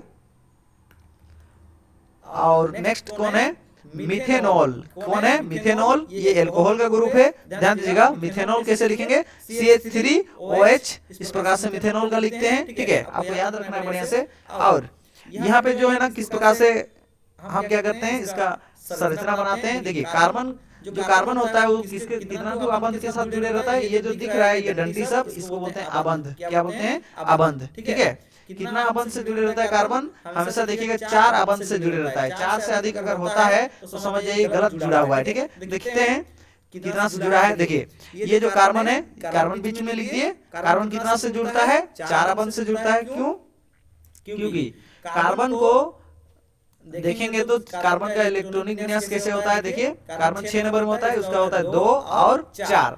यानी कि किसी को बाहरी कक्ष में पूरा होने के लिए कितना इलेक्ट्रॉन की जरूरत पड़ता है, 8 इलेक्ट्रॉन का जरूरत पड़ता है। इसका बाहरी में देखिए कितना है, 4 है। कितना है, 4। तो इसको 4 है तो इसको और कितना पूरा करना पड़ेगा, और 4 पूरा करना पड़ेगा। ठीक है, तो 4 पूरा करना पड़ेगा, तो 4 किसी से लेगा तब ना पूरा होगा। तो इसीलिए ये जो कार्बन है कितना जन से जुड़ता है, कितना लोग से जुड़ता है, 4 लोग से जुड़ता है। और अपना 4 इलेक्ट्रॉन पूरा करके अपना बाहरी कक्ष में कितना इलेक्ट्रॉन बनाता है, 8 इलेक्ट्रॉन बनाता है। समझ रहा है, इसलिए कारण से कार्बन कितना जन से जुड़ता है, 4 जन से। ठीक है, चलिए ये भी 4 इलेक्ट्रॉन से जुड़ता है। बात सुनिए, हाइड्रोजन। हाइड्रोजन की बात करें, हाइड्रोजन 1 नंबर होता है। हाइड्रोजन जो है ना, अपना घर को पूरा करने के लिए उसको 2 ही इलेक्ट्रॉन चाहिए। क्यों, क्योंकि देखिए जो पहला कक्ष होता है उसको कितना चाहिए पूरा होने के लिए, 2 इलेक्ट्रॉन। उसका बाहरी कक्ष में कितना चाहिए, 8 गो। उससे बाहरी कक्ष में कितना चाहिए, 8 गो। लेकिन पहला कक्ष को ही, ये जो हाइड्रोजन है ये पहला कक्ष को ही क्या करता है, पूरा करता है। इस कारण से हाइड्रोजन के पास 1 इलेक्ट्रॉन होता है, उसको और 1 चाहिए ताकि वो क्या कर पाएगा, पहला कक्ष को पूरा कर पाएगा। पहला कक्ष में कितना जरूरत पड़ता है पूरा होने के लिए, 2 इलेक्ट्रॉन का जरूरत पड़ता है। ठीक है, तो 1 इसके पास है तो ये कितना जन से जुड़ सकता है, तो इसको 2 हो जाएगा। कोई 1 जन से जुड़ेगा तो क्या होगा, हाइड्रोजन का घर अपना पूरा हो जाएगा। समझ रहा है बात को। अब उसी प्रकार से ऑक्सीजन, ऑक्सीजन होता है 8 नंबर होता है। इसका इलेक्ट्रॉनिक विन्यास देखा जाए तो 2 और 6 होता है। कितना होता है, 2 और 6। तो 6 है, इसका मतलब क्या, ये जो है ना, और इसको 2 इलेक्ट्रॉन चाहिए, जिससे क्या होगा 8 पहुंच जाएगा। तो इसको 8 बनने के लिए क्या करना पड़ेगा, 2 किसी इलेक्ट्रॉन से जुड़ के क्या करना पड़ेगा, इलेक्ट्रॉन को लेना पड़ेगा। तब जाके क्या होगा, 2 जन से किसी से लेने से इसका घर पूरा हो जाएगा। ठीक है, तो चलिए देखते हैं, ध्यान दीजिएगा। ये कार्बन देखिए, ये कार्बन कितना से, ये कार्बन के साथ कितना जन जुड़ा हुआ है, 3 हाइड्रोजन। देखिए 3 हाइड्रोजन यहाँ यहाँ यहाँ जोड़ दिए, 3 हो गया, 3 जन से जुड़ गया। और 1 जन देखिए, 1 किससे ले रहा है, अगला वाला जो कार्बन है उससे ले रहा है। ठीक है, अगला वाला कार्बन कौन, ये वाला कार्बन। और इसके साथ कौन जुड़ा है, ऑक्सीजन। तो देखिए ऑक्सीजन को हम ऊपर में इस प्रकार से 2 डंडी से जोड़ दिए। क्यों 2 डंडी, क्योंकि देखिए ये कार्बन और ऑक्सीजन के बीच में कितना कितना इलेक्ट्रॉन का लेन देन हो रहा है, 2 इलेक्ट्रॉन का लेन देन हो रहा है। इस कारण से 2 डंडी से दिखाए। एक सिंगल डंडी से दिखाए मतलब क्या, सिंगल डंडी से दिखाए मतलब क्या, 1 इलेक्ट्रॉन का लेन देन हो रहा है। समझ रहा है, यहाँ डबल डंडी से दिखाया मतलब क्या, 2 इलेक्ट्रॉन का लेन देन हो रहा है। तो देखिए उसका आगे ये वाला C2 है, C2 मतलब 2 कार्बन। ठीक है, अब देखिए ध्यान दीजिएगा, यहाँ H5 है, H5 मतलब देखिए 1 2 3 4 5 यहाँ 2 लगा दिए, यहाँ पे कितना लगा दी, 3। सब के सब कार्बन 4 आबंध से जुड़ा है। देखिए सब के सब 4 आबंध से जुड़ा है, कहीं से ना कहीं से 4 आबंध से जुड़ा होना ही चाहिए। ठीक है, समझाया। आगे नेक्स्ट देखते हैं, ध्यान दीजिएगा। C5H11 यानी 5 कार्बन है, 1 2 3 4 5। ठीक है, और Cl क्लोरीन है। देखिए क्लोरीन। देखिए ध्यान दीजिए, क्लोरीन का जो है ना इलेक्ट्रॉनिक विन्यास निकालेंगे तो कितना होता है 17। देखिए 17 नंबर में क्लोरीन का होता है 2, 8 और 7। इन 2 8 कितना 10, 10 में 7 जोड़ेंगे 17। इसको 8 पूरा होने के लिए कितना चाहिए, 1 इलेक्ट्रॉन चाहिए। इस कारण से क्लोरीन भी किसी से 1 लेता है। देखिए इसीलिए ये एक आबंध से जुड़ा है। एक आबंध से जुड़ा है मतलब एक इलेक्ट्रॉन किसी से लेन देन करेगा, कार्बन से कर रहा है, ठीक है। और यहाँ पे देखिए कितना ठू आपका हाइड्रोजन है, 11 ठू, 1 2 3 4 5 6 7 8 9 10 11 हाइड्रोजन है, ठीक है। समय इस प्रकार से हम क्या करते हैं, संरचना बनाते हैं। अब ध्यान दीजिएगा, थोड़ा सा ध्यान सुनिए। हाँ, मिथेनॉल, मिथेनॉल देखिए सी है तो सी लिखेंगे, और H 3 ठो है तो H 3 ठो है तो सबके बाहर में क्या कर देंगे, एक ठो H लगा देंगे, तो सब में एक ठो डंडी लगा देंगे। फिर ऑक्सीजन, ऑक्सीजन जो है ना, देखिए ये पीछे भी उसका H है, देखिए पीछे में जो H है उसको हम यहाँ पे लिख दिए। और ये ऑक्सीजन क्या करेगा, ये जो कार्बन है इस कार्बन से भी एक डंडी से जुड़ेगा, और इधर एक ऑक्सीजन से, सॉरी हाइड्रोजन से जुड़ेगा ये ऑक्सीजन, ठीक है। इससे क्या होगा, देखिए ऑक्सीजन का 2 पूरा हो जा रहा है, एक हाइड्रोजन से पूरा हो रहा है, एक कार्बन से पूरा हो जा रहा है, ठीक है। और ये जो कार्बन है उसका तो 4 ठू है ही, दिख रहा है 4 ठू है, 4 ठू आबंध से जुड़ा है, मतलब क्या 4 ठू इलेक्ट्रॉन उसको मिल रहा है, ठीक है। चलिए नेक्स्ट सवाल देखते हैं, सवाल नंबर 44। सवाल नंबर 44 है, देखिए ध्यान दीजिएगा, मनुष्य के 3 हार्मोन का नाम तथा कार्य लिखें। तो मनुष्य का तो 3 हार्मोन कौन सा होता है, तो आंसर देखिएगा, मनुष्य के 3 हार्मोन का नाम कौन कौन होता है। पहला नंबर में इंसुलिन, यह हार्मोन रक्त में शर्करा की मात्रा को नियंत्रित करता है। तो देखिए हम लोग का शरीर में जो शर्करा का मात्रा होता है खून में, उस शर्करा की मात्रा को कौन सा हार्मोन नियंत्रित करता है, इंसुलिन का हार्मोन नियंत्रित करता है, ठीक है। इंसुलिन हार्मोन क्या करता है, हम लोग शरीर में शर्करा का मात्रा को नियंत्रण करता है, ठीक है। शर्करा मतलब ध्यान दीजिएगा शुगर की मात्रा को नियंत्रण करता है, ठीक है। नेक्स्ट है टेस्टोस्टेरोन, टेस्टोस्टेरोन, टेस्टोस्टेरोन ये जो है ना एक हार्मोन का नाम है, जो कि ध्यान दीजिएगा यह हार्मोन पुरुषों में यौनारंभ से संबंधित परिवर्तन में सहायता करता है, ठीक है। यानी कि जो पुरुष में जो है ना ये हार्मोन मिलता है, ठीक है, जो कि क्या काम करता है, यौनारंभ में परिवर्तन में क्या करता है, मदद करता है, ठीक है। चलिए नेक्स्ट देखिए, याद कर लीजिएगा बढ़िया से, आगे बात करेंगे। एस्ट्रोजन, एस्ट्रोजन ये भी एक हार्मोन का नाम है। एस्ट्रोजन यह हार्मोन मादाओं में यौनारंभ से संबंधित परिवर्तन में सहायता करता है। तो ये जो एस्ट्रोजन ये भी एक हार्मोन होता है, जो कि किसमें मदद करता है, किसके लिए, मादाओं में यौनारंभ के लिए ये जो है ना क्या करता है, सहायता करता है। कौन सा हार्मोन, एस्ट्रोजन, ठीक है। ये 3 हार्मोन रहा, आप इसको याद कर लीजिएगा, क्योंकि बायोलॉजी का है तो उतना आपको याद करना ही पड़ेगा, ठीक है। नेक्स्ट सवाल देखते हैं, सवाल नंबर 45, ठीक है। तो 45 नंबर है, देखिए, हम ऊर्जा के वैकल्पिक स्रोतों की ओर क्यों ध्यान दे रहे हैं। वैकल्पिक का मतलब होता है कोई भी चीज, जैसे कि बताते हैं आपका पढ़ के ही बताया जाए, ठीक है। तो हम ऊर्जा के वैकल्पिक स्रोतों की ओर ध्यान दे रहे हैं क्योंकि पृथ्वी पर कोयला, पेट्रोलियम और यूरेनियम जैसे ईंधनों की मात्रा सीमित है। इस कारण ये ईंधन जल्दी ही खत्म हो जाएंगे। तो देखिए वैकल्पिक का मतलब क्या, जैसे कि अभी जो चल रहा है जो ईंधन, ये ईंधन क्या है, पृथ्वी में सीमित मात्रा में है। इस कारण से कुछ समय के बाद ये जो ईंधन है ये क्या हो जाएगा, खत्म हो जाएगा। तो इसके जगह पे हम ये खत्म होने के बाद किसका इस्तेमाल करेंगे, इसका खोज हम करते हैं, ठीक है। इसका अगर इसके जगह पे हम क्या करेंगे, जब ये खत्म हो जाएगा तो, या फिर खत्म हो जाएगा, या फिर अभी जो है ना ये खत्म होने के ऊपर में है, तो इसके जगह पे हम किस ईंधन का इस्तेमाल कर सकते हैं, उस प्रकार का ईंधन का पता लगाते हैं और उसका इस्तेमाल करते हैं। तो वो ऐसा जो ईंधन है वो उसको क्या बोलेंगे, उस प्रकार के ईंधन को बोलेंगे वैकल्पिक स्रोत, ठीक है। यानी कि इसके जगह पे कौन सा ईंधन को हम इस्तेमाल कर सकते हैं अगर ये खत्म हो जाएगा, तो सीधा सीधी ये बात हुआ, ठीक है, समझ आ गया। तो इसी को बोलते हैं वैकल्पिक, यानी कि इसके जगह पे हम किसको इस्तेमाल कर सकते हैं, जब ये खत्म या समाप्त होने के कगार पर रहेगा तब, ठीक है। तो उसको बोलते हैं वैकल्पिक, ठीक है, समाप्त होने के कगार पे होता है, इस कारण से हम लोग दूसरा और कोई ढूंढते हैं उसकी जगह पे, ठीक है। नेक्स्ट देखिए, ध्यान दीजिएगा, सवाल नंबर 46। सवाल नंबर 46 क्या है? ओजोन परत की क्षति हमारे लिए चिंता का विषय क्यों है? यानी जो ओजोन का जो परत है, ये इसमें क्षति हो रहा है, यानी इसमें नुकसान हो रहा है, टूट रहा है ओजोन का परत, इससे क्या चिंता का विषय हो सकता है?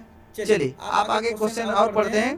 तो इस क्षति को सीमित करने के लिए हमें क्या क्या क्या कदम उठाना चाहिए? यानी कि ओजोन का जो परत टूट रहा है, ठीक है, ओजोन का परत जो टूट रहा है और उसमें क्षति जो हो रहा है, उसको रोकने के लिए हम लोग क्या क्या कदम उठाना चाहिए? तो सबसे पहला सवाल है, उसको देखते हैं, उसका आंसर, ओजोन परत की क्षति हमारे लिए चिंता का विषय क्यों है? तो उसको पहले देख लेंगे, फिर बाद में नेक्स्ट आगे का सवाल देखेंगे। सुनिए आंसर, ओजोन की परत हमें सूर्य से आने वाली हानिकारक पराबैंगनी किरणों से बचाता है। तो देखिए, ओजोन का जो परत होता है, जो क्या करता है, हम लोग को हानिकारक सूरज से आने वाला रोशनी से क्या करता है, बचाता है। तो जो सूरज से आता है हानिकारक रोशनी, उसको क्या बोलते हैं? पराबैंगनी किरण। क्या बोलते हैं? पराबैंगनी किरण, जिससे हम लोग क्या करता है, बचाता है। देखिए, ये मानते हैं हम लोग पृथ्वी है, तो पृथ्वी के ऊपर में, ठीक है, पृथ्वी के ऊपर में इस प्रकार से गैस का क्या बना हुआ है, एक परत बना हुआ है। ये पृथ्वी है, तो पृथ्वी के ऊपर क्या हुआ है,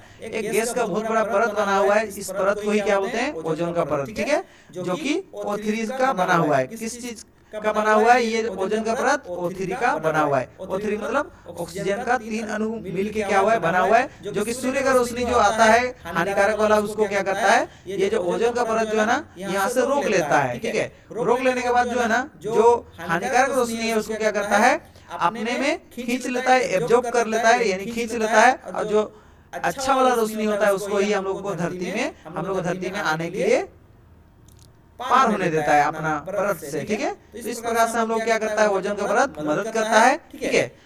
ध्यान दीजिएगा, यदि ओजोन की परत, अगर ओजोन का परत में क्षति होती है, यानी ओजोन का परत में कुछ क्षति होता है, यानी टूटता है ओजोन का परत, ठीक है, तो हमारे लिए चिंता का विषय है। क्योंकि हम लोग के लिए चिंता का विषय क्यों है? क्योंकि यहाँ नीचे देखिएगा, एक नंबर क्यों चिंता का विषय है। पहला नंबर, पराबैंगनी किरणों से त्वचा कैंसर होता है, यानी कि हम लोग का जो त्वचा है, ऊपरी भाग है, इसका जो है ना, कैंसर किससे हो सकता है? पराबैंगनी किरण से हो सकता है, ठीक है। पहला नंबर, ये हानि हो सकता है, इसलिए चिंता का विषय है टूटने से। दूसरी बात, पौधों की वृद्धि दर में कमी आ सकती है, आ जाती है, ठीक है। पौधों की वृद्धि दर में कमी आ जाएगी, यानी कि जो पौधा जो बढ़ते हैं, उनका वृद्धि दर में क्या हो जाएगा, कमी आ जाएगा, यानी बढ़ेंगे नहीं, पौधा स्पीड से नहीं बढ़ेंगे, और या फिर बड़ा जो पेड़ पौधे हैं वो ज्यादा लंबा नहीं होंगे। किस कारण से? पराबैंगनी किरण धरती में आने की वजह से, ठीक है। तो ये सब जो है ना, चिंता का विषय है। अगर पेड़ बड़ा नहीं होगा तो उसमें क्या, ऑक्सीजन ज्यादा नहीं बन पाएगा, ठीक है। चलिए बात सुनिए, ध्यान दीजिएगा। तीसरा नंबर है, पराबैंगनी किरणों द्वारा अपघातकों को नष्ट किया जाता है, जिससे परितंत्र असंतुलित हो जाएगी। देखिए, अपघातक किसको बोलते हैं? जैसे कोई भी चीज मर गया तो उसको छोटा छोटा जीव, सूक्ष्म जीव के द्वारा क्या किया जाता है, उसको सड़ा के, गला के मिट्टी में क्या किया जाता है, बदली किया जाता है, परिवर्तित किया जाता है। उस जीव का शरीर को मिट्टी में सड़ा गला के क्या बोलते हैं, परिवर्तन किया जाता है, ठीक है।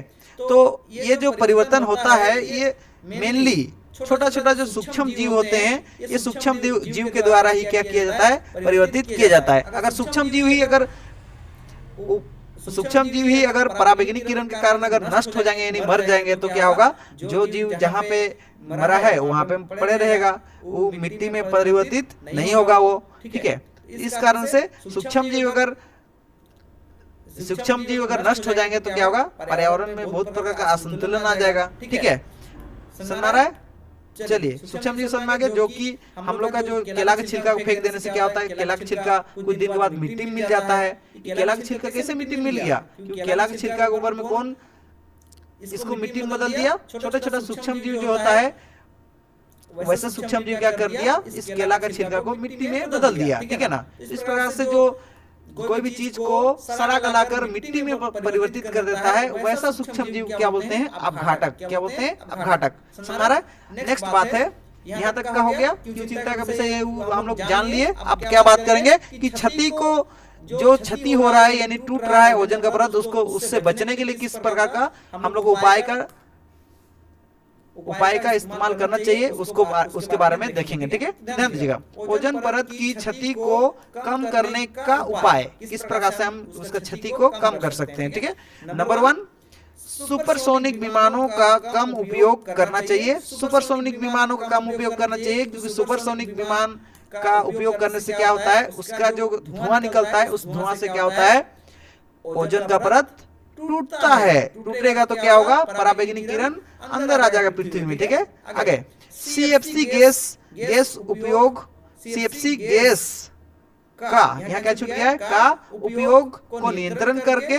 सीएफसी गैस किस में भरे रहता है? सीएफसी गैस जो है ना आपका फ्रिज में, और हाँ फ्रिज में देखिए, फ्रिज में जो गैस ठंडा करने का काम करता है, वो जो गैस भरे रहता है, वो ठंडा वाला गैस, उस गैस का ही नाम क्या रहता है? CFC gas. क्या नाम रहता है? CFC gas. ठीक है, क्लोरोफ्लोरोकार्बन। ठीक है, तो ये जो क्लोरोफ्लोरोकार्बन जो गैस है, ये बहुत ही हानिकारक गैस होता है, जो कि ओजोन का परत को क्षति पहुंचाता है, यानी तोड़ता है ओजोन का परत को। ठीक है, तो याद रखिएगा सीएफसी गैस का भी कम इस्तेमाल करना चाहिए। का जगह छूट गया है।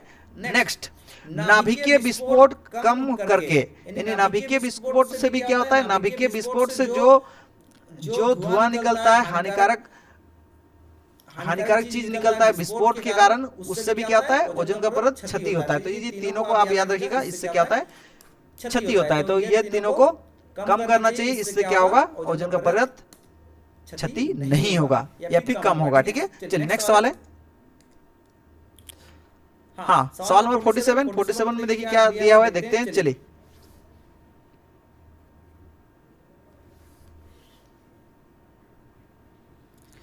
तो सवाल नंबर 47 देखिए, ध्यान दीजिएगा।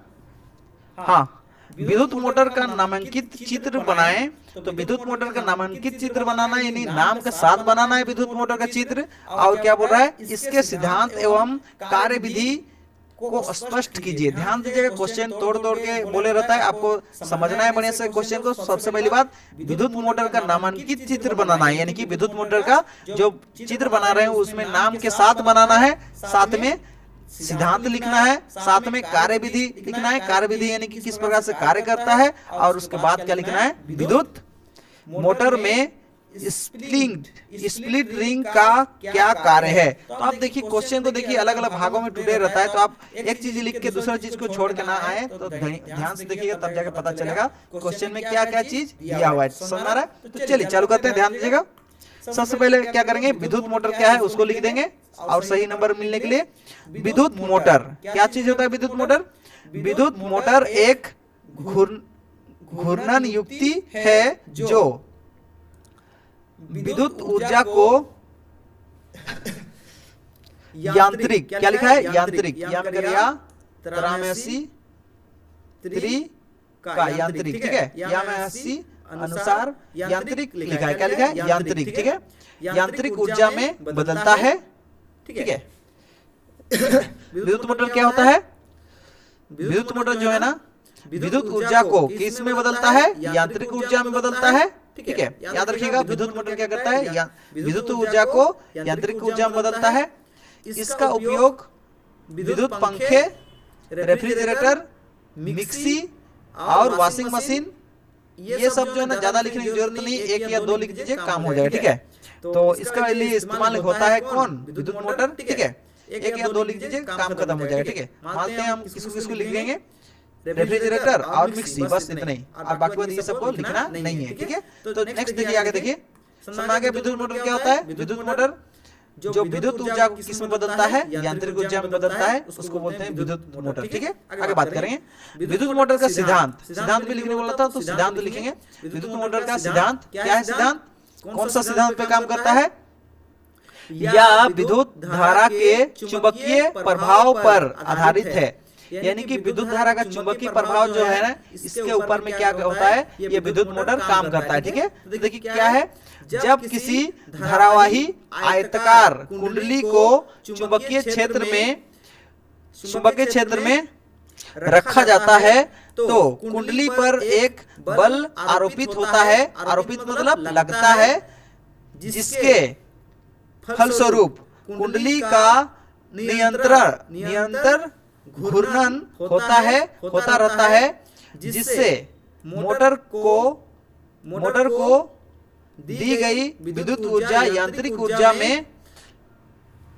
ऊर्जा में बदल जाती है। देखिए ध्यान दीजिएगा, बात को सुनिए, ध्यान से सुनिए।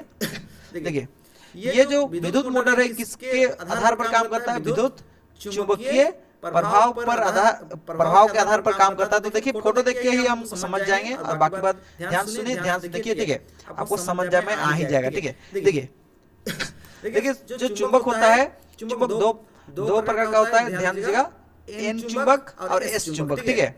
यानी चुंबक का दो ध्रुव होता है, एन और एस, ठीक है। तो यहाँ देखिए ध्यान दीजिएगा, दो प्रकार का चुंबक इस्तेमाल किए हैं, यानी एक तरफ एन ध्रुव को रखे हैं, एक तरफ एस ध्रुव को रखे हैं, ठीक है। चुंबक का दो ध्रुव होता है, एन और एस, ठीक है, उत्तरी ध्रुव और दक्षिणी ध्रुव। तो देखिए ध्यान दीजिएगा, एन ध्रुव को हम इस साइड में रखें, एन ध्रुव को, एस ध्रुव को इस साइड में रखें, ठीक है। अब बीच में देखिए ये जो क्या है, आयताकार आकार का है। इस प्रकार जो आकार होता है उसको क्या होता है? आयताकार। और ये जो आयताकार आकार का क्या बना है? कुंडली है। क्या है? कुंडली। कुंडली किसको बोलते हैं? जब इसके ऊपर में क्या करते हैं, हम किसी के ऊपर में तार को इस प्रकार से लपेट देते हैं तो उसको बोलते हैं कुंडली, ठीक है। तो ये जो आयताकार दिख रहा है, ये जो ब्लू ब्लू दिख रहा है, ये क्या है? ये जो तार इसके ऊपर में लपेटा हुआ है, समझ रहा है। तो इस प्रकार तार किसी के ऊपर में लपेट देते हैं तो इसको बोलते हैं कुंडली। क्या बोलते हैं? कुंडली। ये तार लपेटने के बाद ये दोनों चुंबक के बीच में क्या किया गया है? इसको आयताकार जो कुंडली बनाए हैं इसको बीच में रखा गया है, ठीक है। और जैसे ही हम देखिए, ध्यान दीजिएगा, नीचे में देखिए, ये जो आपका क्या है, ये जो दो आपका सी आकार का दिख रहा है, इसको क्या बोलते हैं? विभक्त वलय। क्या बोलते हैं? विभक्त वलय। सी आकार का दिख रहा है, क्या है? विभक्त वलय, ठीक है। और आयताकार जो ये आयताकार जो कोइल है, यानी आपका क्या बोले, हाँ, आयताकार जो आपका बनाए हैं कोइल, या फिर कोइल को हिंदी में क्या बोलते हैं? कुंडली, ठीक है। उसको हम क्या नाम दिए हैं? ABCD। क्या नाम दिए? ABCD दिए हैं नाम कोइल का। और बात करेंगे, ध्यान दीजिएगा, और ये जो विभक्त वलय है, ये इसको नाम क्या दिए हैं? P और Q नाम दिए हैं, ठीक है। और ध्यान दीजिएगा, ये जहां से जुड़ा हुआ है, ये जहां से जुड़ा है इसको क्या नाम दिए हैं? X। और ये जहां से जुड़ा हुआ है इसको क्या नाम दिए हैं?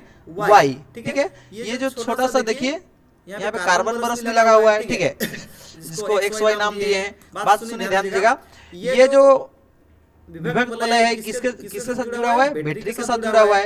ये प्लस टर्मिनल के साथ जुड़ा है। ये जो इधर का विभक्त वलय ये माइनस टर्मिनल के साथ जुड़ा हुआ है। तो जैसे ही हम बैटरी से क्या कर देते हैं?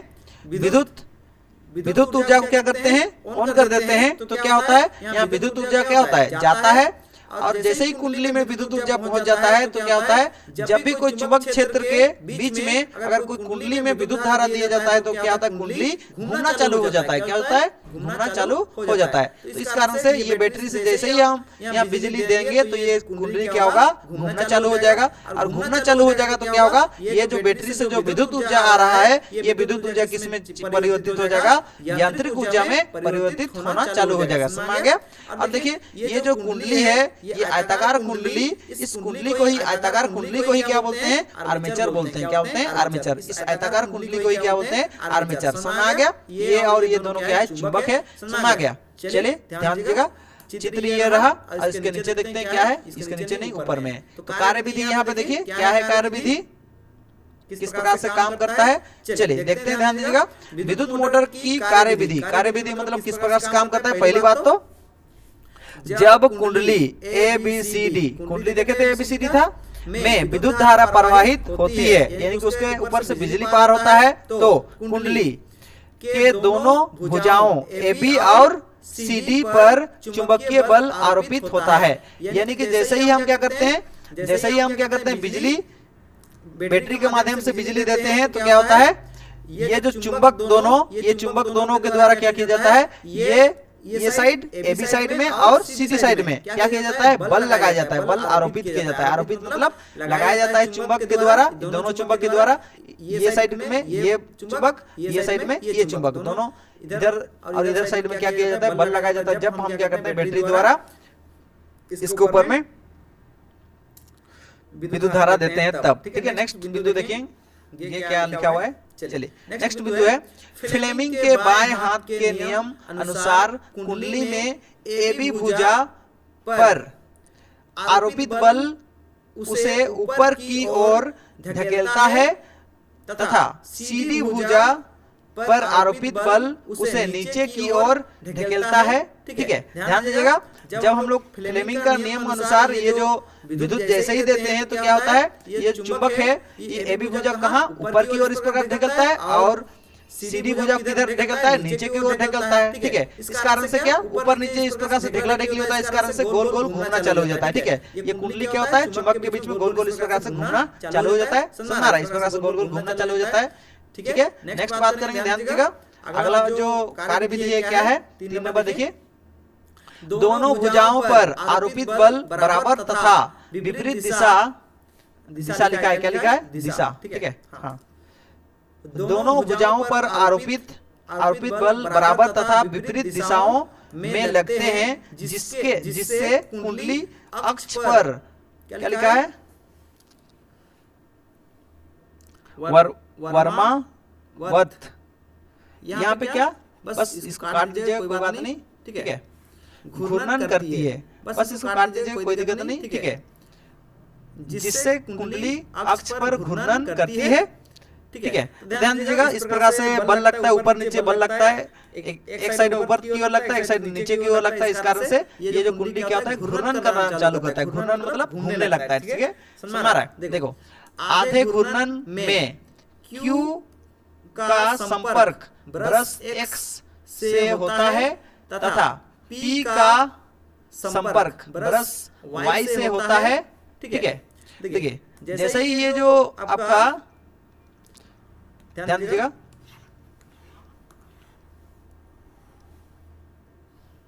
हाँ, जैसे ही ये कुंडली क्या होगा, आधा घूम जाएगा, आधा। ठीक है, आधा मतलब ये वाला इधर घूम जाएगा और ये वाला इधर। ठीक है, तो आधा जैसे ही घूम जाएगा ये कुंडली जैसे ही आधा घूम जाएगा तो क्या होगा, ये P किसके साथ कांटेक्ट हो जाएगा, X के साथ, और ये Q किसके साथ संपर्क हो जाएगा, Y के साथ संपर्क हो जाएगा। ठीक है, जैसे ही कुंडली आधा घूमता है तो इस प्रकार से P किसके साथ संपर्क हो जाएगा, X के साथ, और Q किसके साथ संपर्क हो जाएगा, Y के साथ। समझ आ रहा है। चलिए आगे बात करेंगे।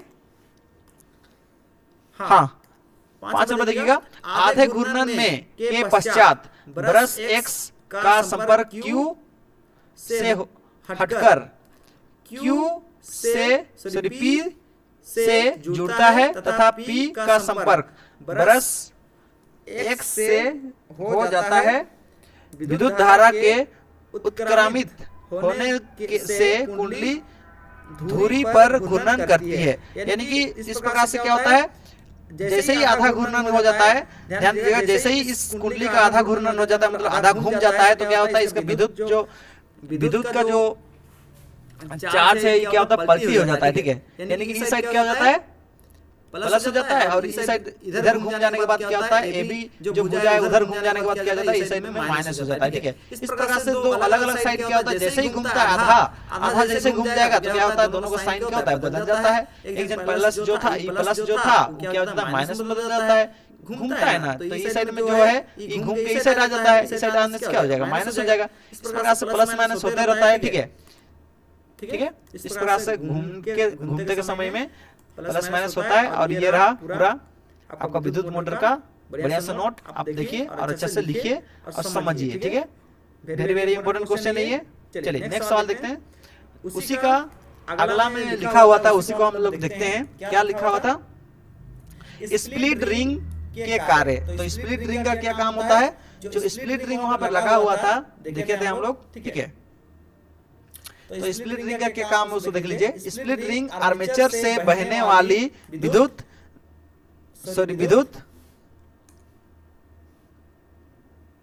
हाँ, ये देखिए, स्प्लिट रिंग आर्मेचर में बहने वाली विद्युत धारा की दिशा को आधे आर्मेचर का घूमने के बाद बदल देती है। ठीक है, तो जो स्प्लिट रिंग है हम देखे थे अभी स्प्लिट रिंग दिख रहा है यहाँ पे, स्प्लिट रिंग ये रहा, यही है स्प्लिट रिंग। ठीक है, दिख रहा है आपको स्प्लिट रिंग। ये स्प्लिट रिंग क्या काम करता है, स्प्लिट रिंग जो है ना आधा आर्मेचर का घूमने के बाद क्या करता है, उसका जो विद्युत का जो दिशा है उस दिशा को क्या कर देता है, स्प्लिट रिंग बदल देता है। ठीक है, समझ आ रहा है?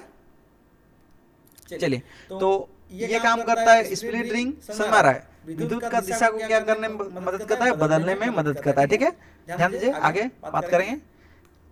ठीक है, चलिए आगे देखते हैं। हाँ, अगला सवाल है सवाल नंबर, अगला सवाल है सवाल नंबर 48। तो देखते हैं 48 नंबर क्या बोल रहा है। चलिए,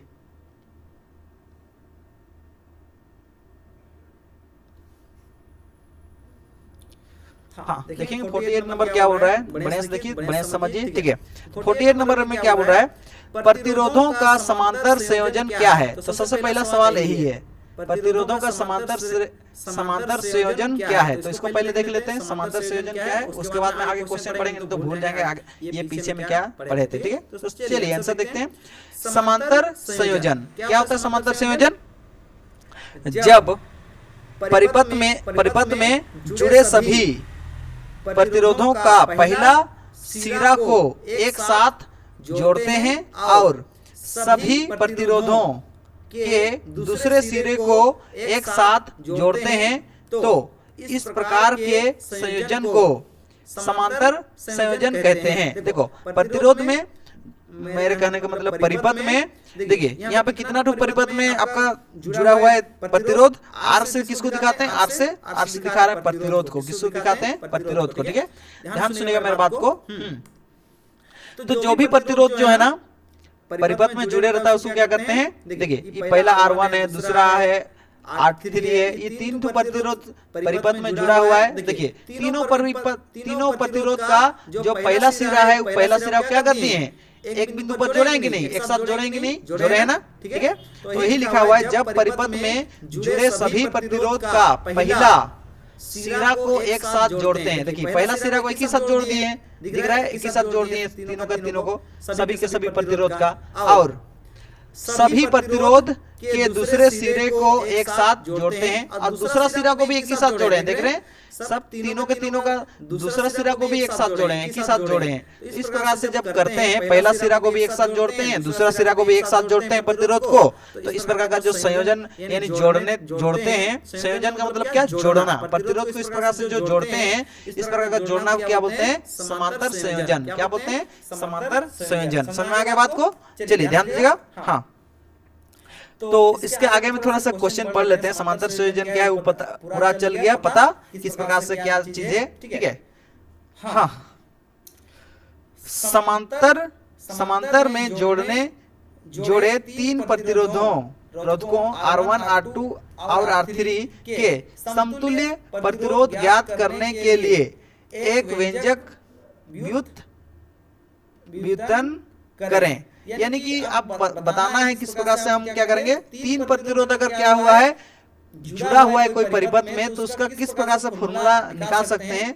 ठीक है, समांतर क्रम में कोई भी प्रतिरोध तीन प्रतिरोध समांतर क्रम में जुड़ा है, तो उसका किस प्रकार से कुल प्रतिरोध निकाल सकते हैं, उसके लिए फॉर्मूला निकालना है। तो कैसे निकालेंगे, चलिए पहले तो फिगर बनाते हैं। ठीक है, फिगर देखिए, ये बनाना है आपको, ये वाला चित्र बनाना है। देखिए जब भी समांतर क्रम बोलते हैं तो आपको क्या करना है, जो प्रतिरोध दिया रहेगा, तीन तो दिया है यहाँ पे, तो इस कारण तीन तो प्रतिरोध जुड़ा हुआ है। देखिए जो भी प्रतिरोध जोड़ेंगे एक के नीचे एक इस प्रकार से जोड़ देंगे। ठीक है, और देखिए यहाँ से यहाँ तक तीर चिन्ह मार के क्या दिखाए हैं, भी यानी कि विभवांतर को दिखा दिए, यानी वोल्टेज को दिखा दिए। ठीक है, देखिए ये जो है ना बैटरी है। ठीक है, देखिए ये छोटा वाला माइनस का है, ये बड़ा वाला प्लस का है। ठीक है, ये बैटरी इस प्रकार से बनाते हैं। तो देखिए हमेशा प्लस से क्या होता है, विद्युत धारा क्या होता है, निकल के कहा जाता है, माइनस की ओर घूम के जाता है। तो देखिए जो चिन्ह है प्लस की ओर से निकलता है, इसलिए प्लस की ओर से क्या किया गया है, तीर चिन्ह मार दिया गया है। प्लस के से निकल के कहा जाता है, माइनस की ओर जाता है। देखिए माइनस की ओर आ रहा है। ठीक है, तो यहाँ से निकल के क्या हो रहा है, आ रहा है।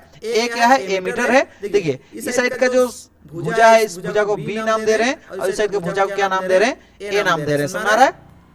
देखिए यहाँ पे जो आई दिखा रहे हैं, आई क्या है, विद्युत धारा है, ठीक है, जो कि इधर तीर चिन्ह मार के दिखाया गया, मतलब इधर से जा रहा है। जैसे ही यहाँ पे पहुंचा आई पहुंचने के बाद देखिए यहाँ 3 रास्ता में बढ़ गया। यहाँ पे जो गया उसको I1 बोलेंगे, इधर साइड जो गया उसको I2 बोलेंगे, और इधर साइड जो गया उसको बोलेंगे I3। हमारा बात को चलिए इस प्रकार से 3 बढ़ गया। बच जाने के बाद फिर से क्या हुआ, 3 बढ़ गया था, सब जगह फिर से मिल गया, इधर फिर से मिल गया, तो क्या हो गया, फिर से आई बन गया। समझ रहा है? देखिए ध्यान दीजिएगा, बात करते हैं आगे। ये आई क्या है, विद्युत धारा है, जो कि प्लस से निकल के कहां तरफ जाता है, प्लस से निकल के माइनस की ओर जाता है। समझ रहा है? कोई भी बैटरी में।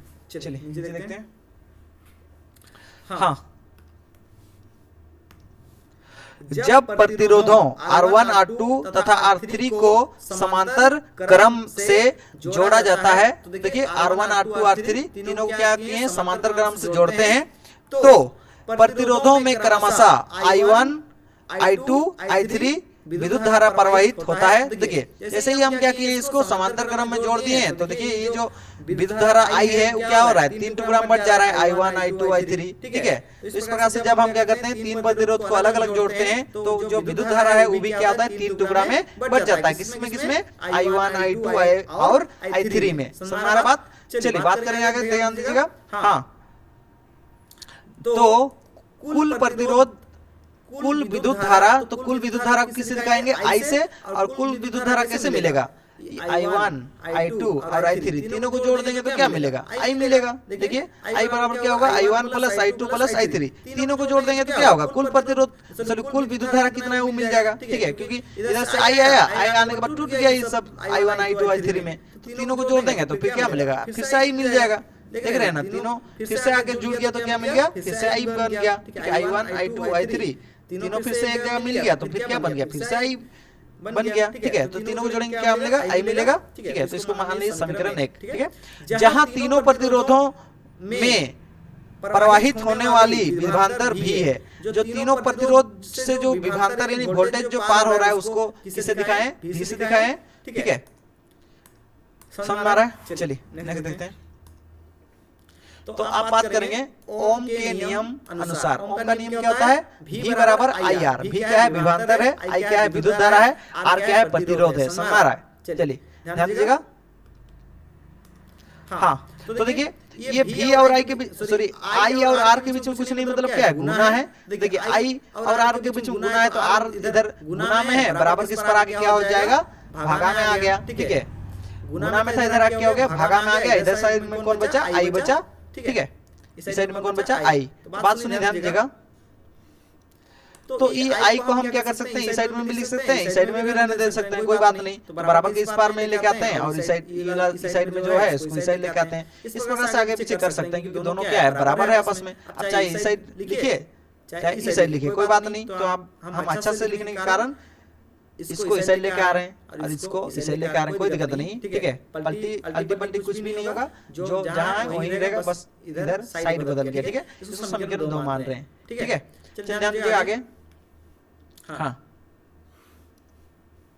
तो देखिए ध्यान दीजिएगा। तो प्रतिरोधों R1 R2 तथा R3 से प्रवाहित होने वाले विद्युत धारा, तो R1 R2 R3 से प्रवाहित होने वाला विद्युत धारा क्या है, अलग अलग है, सब में क्या है, अलग अलग है, ठीक है। तो R1 में क्या हो रहा है, I1 विद्युत धारा पार हो रहा है, R2 में क्या हो रहा है, I3 विद्युत धारा, सॉरी I2 विद्युत धारा पार हो रहा है, और R3 में क्या हो रहा है, R3 में जो ना I3 विद्युत धारा पार हो रहा है। तो चलिए देखते हैं, ध्यान दीजिएगा। तो देखिए जब हम लोग का I1 विद्युत धारा पार होता है, यही वाला सूत्र है, सेम टू सेम। I की जगह क्या लिख रहे हैं, I1, और V तो सेम है सबके लिए, तो V तो V रहेगा। जब I1 यहाँ पे पार हो रहा है, तो कौन सा प्रतिरोध से पार हो रहा है, I1, तो ये प्रतिरोध की जगह पे क्या लिखेंगे, R1, क्योंकि I1 जो पार हो रहा है किससे पार हो रहा है, R1 से। देखिए I1 जो है ना पार किससे हो रहा है, R1 से। समझ में आ रहा बात? चलिए उसी तरह से जो I के जगह पे हम I2 जब लिखेंगे, तो यहाँ पे R के जगह क्या लिखना पड़ेगा, R2, क्योंकि I2 जो है ना पार हो रहा है किससे, I2 विद्युत धारा किससे पार हो रहा है, R2 से पार हो रहा है, और V तो सेम टू सेम रहेगा। इसको समीकरण 3 मानेंगे, इसको समीकरण 4 मानेंगे। उसी तरह से ये जो I की जगह पे I3 जब लिखेंगे, तो फिर R के जगह पे क्या लिखना पड़ेगा, R3 लिखना पड़ेगा। V तो सेम रहेगा, इसको समीकरण क्या मानेंगे, 5 मानेंगे, ठीक है। बात सुनिए आगे, ध्यान दीजिएगा। समीकरण 1 में समीकरण 2 3 4 और समीकरण 5 रखने पर, देखिए समीकरण कौन सा, समीकरण 1 में क्या करेंगे, समीकरण 1 में 2 को भी रखेंगे, 3 को भी रखेंगे, 4 को भी रखेंगे और 5 को भी समीकरण 1 में रखेंगे। कैसे रखेंगे चलिए देखते हैं। चलिए ध्यान दीजिएगा, सुन लीजिएगा, समझिएगा। तो समीकरण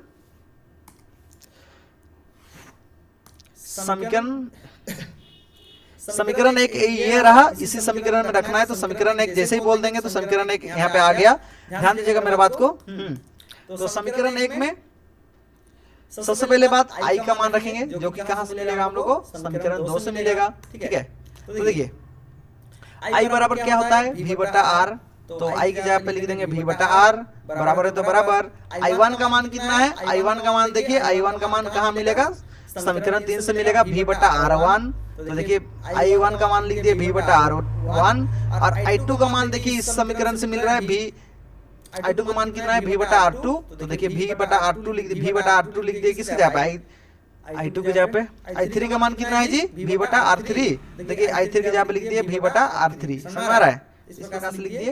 अब ध्यान सुनिए मेरा बात को, ध्यान से समझिए। देखिए ये वाला तीनों के तीनों में कौन सा चीज सेम है, जो चीज सेम रहता है उसको क्या करते हैं, ब्रैकेट के बाहर निकाल देते हैं। इसको बोलते हैं कॉमन। क्या बोलते हैं, कॉमन निकालना। देखिए यहाँ भी v है, यहाँ भी v, यहाँ भी v, तीनों में v है, तो v को बाहर निकाल दिए। ठीक है, बाहर निकाल देने से क्या हुआ, कुछ नहीं बचा, मतलब यहाँ भी कुछ नहीं बचा, मतलब कितना बचा, एक। कुछ नहीं बचा मतलब एक। ठीक है, कुछ नहीं बचता मतलब कितना बचता है, एक। तो यहाँ से भी बाहर निकाल दिए, कुछ नहीं बचा ऊपर में, मतलब क्या हो गया, एक बचा है। कितना बचा है, एक। ठीक है, चलिए ये ऊपर में है, साथ में देखिए इसके बीच में कुछ नहीं, मतलब गुना में है भी। किसमें है, गुना में है भी। तो गुना में अगर भी है तो बराबर इस बार आगे कहाँ चल जाएगा, भागा में चल जाएगा। भागा यानी कि नीचे में आ जाएगा। गुना में तो कहाँ आ जाएगा, नीचे में। तो देखिए नीचे में आने के बाद क्या हो गया, नीचे का भी और ऊपर का भी कट गया। तो ऊपर में कुछ नहीं बचा, मतलब कितना बचा, एक बचा। नीचे में क्या बचा है, आर, और बराबर है तो बराबर। इधर साइड क्या बचा, 1 बटा r1। इधर क्या बचा, 1 बटा r2। इधर क्या बचा, 1 बटा r3। यही है क्या, समांतर श्रेणी में कोई प्रतिरोध को जोड़ेंगे तो इसी फॉर्मूला से हम क्या कर सकते हैं, उसका कुल प्रतिरोध हम निकाल सकते हैं। ठीक है, तो यही इसका जो प्रतिरोध, सॉरी क्या निकालने बोला था, देख लीजिएगा। हाँ, तो समतुल्य प्रतिरोध जो निकालने बोला था, तो यही है समतुल्य प्रतिरोध का जो समीकरण बनना चाहिए, फॉर्मूला, यही फॉर्मूला है। ठीक है, इसी से हम क्या कर सकते हैं, और भी प्रतिरोध को निकाल सकते हैं। ठीक है, जो समांतर क्रम में जुड़े हो। ठीक है, तो ये फॉर्मूला बन गया, फॉर्मूला ही है। ठीक है, नेक्स्ट देखते हैं सवाल नंबर 49 नंबर देखते हैं। ध्यान सुनिएगा, ध्यान समझिएगा बढ़िया से। किसी दोस्त को जरूर से शेयर कीजिए ताकि उसका भी मदद हो जाए, और साथ में सब्सक्राइब भी जरूर कीजिएगा। ठीक है, ध्यान दीजिएगा ताकि आगे भी बहुत सारा आपको जानकारी मिलते रहे। ठीक है, ध्यान सुनिए। आयनिक आबंध क्या है, सबसे पहले क्या जानेंगे, आयनिक आबंध क्या है। तो ध्यान दीजिएगा, उसका आंसर क्या है, जब एक परमाणु दूसरे परमाणु को इलेक्ट्रॉन देता है तो उसके बीच बनने वाले आबंध को आयनिक आबंध कहते हैं। ध्यान दीजिएगा, जब एक परमाणु किसी दूसरे परमाणु को क्या करता है, इलेक्ट्रॉन दे देता है, दान कर देता है, फिर दे देता है, तो देने के बाद वो दोनों क्या होता है, आपस में जुड़ जाता है। तो उस प्रकार का जो उनके बीच में जो आबंध बनता है, उस प्रकार का आबंध क्या बोलते हैं, आयनिक आबंध। जैसे कि उदाहरण के लिए आप देख लीजिए, ध्यान दीजिए। यहाँ पे देखिए सोडियम है, यहाँ पे देखिए कौन है, इसको ही पहले बता लेते हैं। N2 है, O है, N2O यानी कि सोडियम ऑक्साइड। क्या है, सोडियम ऑक्साइड। ये सोडियम ऑक्साइड जो है ना, सोडियम ऑक्साइड को किस प्रकार से इलेक्ट्रॉन लेन देन हो रहा है उसको देखते हैं। देखिए सोडियम का इलेक्ट्रॉन मतलब आपका परमाणु संख्या कितना होता है जी, 11 होता है। तो 11 को इलेक्ट्रॉनिक विन्यास निकालेंगे तो 2, 8 और 1 होता है। तो बाहरी सेल में कितना है, 1 है। बाहरी कक्ष में कितना है, सोडियम का 1 है। तो किसी का बाहरी सेल में 1, 2 या 3 रहता है तो क्या करता है, इलेक्ट्रॉन को दान कर देता है। दान यानी कि किसी को दे देता है, समझ रहा है। और किसी का बाहरी कक्ष में, बाहरी कक्ष मतलब सबसे अंतिम में, ठीक है, तो बाहरी कक्ष ये वाला हो गया। तो बाहरी कक्ष में किसी का बाहरी कक्ष में रहता है, इलेक्ट्रॉन का संख्या 5, 6, 7 रहेगा। तो किसी से इलेक्ट्रॉन क्या करता है, ले लेता है। क्या करता है, किसी से इलेक्ट्रॉन ले लेता है और अपना बाहरी कोष्टक को क्या करता है, पूरा करता है। समझ आ रहा है? देखिए ऑक्सीजन कितना नंबर में होता है, 8 नंबर में होता है। इसका इलेक्ट्रॉनिक विन्यास निकालेंगे तो क्या होता है, 2 और 6 होता है। ठीक है, देखिए इसके बाहरी कक्ष में कितना है, 6 है, तो इसका मतलब क्या, ये लेगा नहीं। जिसमें बाहरी कक्ष में इतना 5 6 7 रहता है वो क्या करता है, लेता है। क्या करता है, लेता है। और जिसके बाहरी सेल में 1 2 3 रहता है वो क्या करता है, किसी को दे देता है, दे देता है। समझ आ रहा है? जो देता है उसके ऊपर प्लस साइन लगता है, जो लेता है उसके ऊपर माइनस साइन लगता है। समझ में आ गया? चलिए देखिए, इसके बाहरी कक्ष में 1 है इसलिए ये देगा, और इसके बाहरी कक्ष में 6 है इसलिए क्या करेगा, लेगा, लेता है। ठीक है, चलिए ध्यान दीजिएगा, इसको ध्यान से रखिएगा समझ में। चलिए हाँ, तो यहाँ पे देखिए N2 है। N2 मतलब क्या, 2 नाइट्रोजन है।